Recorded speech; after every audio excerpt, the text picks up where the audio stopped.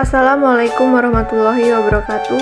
Perkenalkan, nama saya Diana Pratiwi dengan NIM 2111290079, Program Studi Tadris Bahasa Indonesia kelas 2C mata kuliah Fonologi, dosen pengampu Ibu Dina Putri Juni Astuti MPD.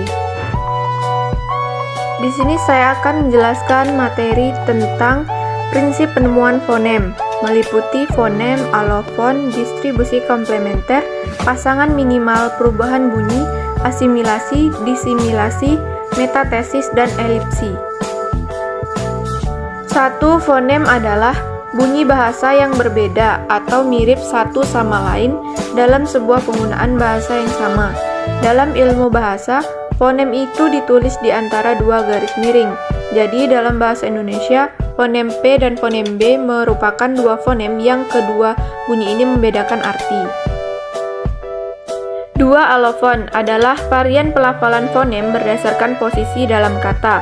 Misalkan, fonem B dalam bahasa Indonesia dilafalkan pada posisi awal pada kata besar dan tengah pada kata kabel, berbeda dengan fonem ini pada posisi akhir pada kata jawab. 3. Distribusi komplementer.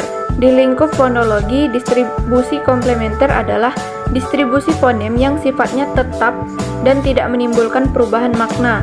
Ketika dua fonem berada dalam distribusi komplementer, untuk membedakannya dapat dilihat dari letak alofonnya, karena fonem yang sama memiliki alofon yang berbeda.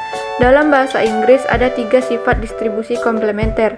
Contohnya, space, space yang beraspirasi, space yang tidak beraspirasi, dan map yang tidak diletupkan. 4. Pasangan minimal. Pasangan minimal adalah pasangan terkecil, yaitu pasangan untuk membuktikan fonem tersebut. Cara penulisannya, pasangan minimal terbagi atas 3 fonem pembeda, yaitu 1 awal kata, 2 tengah kata, dan 3 akhir kata. Contohnya, fonem pembeda dengan 2 suku kata. 1 awal kata, fonem huruf yang membedakan lari dan tari yaitu huruf L dan T. 2 tengah kata, fonem huruf yang membedakan marak dan masak yaitu huruf R dan S. Dan 3 akhir kata, fonem huruf yang membedakan laki dan laku yaitu huruf I dan huruf U. 5. Perubahan bunyi terjadi akibat pertukaran fonem pada sebuah kosakata. Selain itu, perubahan bunyi bahasa juga terjadi karena penghilangan salah satu fonem pada kosakata tertentu. Jenis-jenis perubahan bunyi terdiri dari asimilasi, disimilasi, modifikasi vokal, netralisasi, zeroisasi, metatesis, diftongisasi, monoftongisasi, dan anaptik. 6. Asimilasi. Asimilasi adalah proses penyamaan bunyi atau fonem. Artinya dua buah bunyi yang berbeda saling berdekatan, cenderung saling mempengaruhi sehingga terjadi proses penyamaan. Contoh kata Sabtu dalam bahasa Indonesia lazim diucapkan Sabtu. Terlihat bunyi B berubah menjadi bunyi P sebagai akibat dari pengaruh bunyi T. Perubahan tersebut merupakan jenis asimilasi fonemis. 7. Disimilasi. Disimilasi adalah perubahan sebuah fonem yang berdekatan satu sama lain menjadi fonem yang berbeda. Contoh kata cipta dalam bahasa Sanskerta menjadi cipta.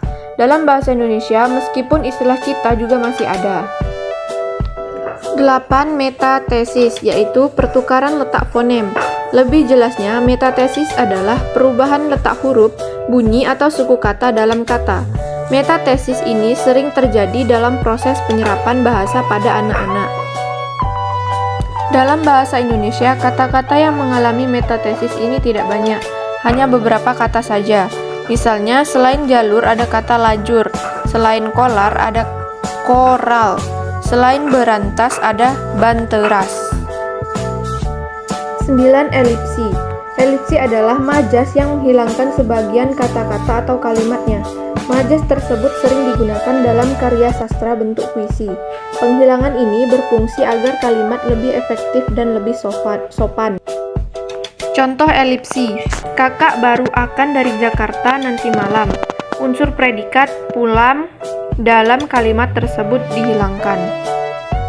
Baik, itulah materi yang dapat saya sampaikan dalam video pembelajaran kali ini. Saya memohon maaf bila ada kesalahan. Saya ucapkan terima kasih. Saya akhiri. Wassalamualaikum warahmatullahi wabarakatuh.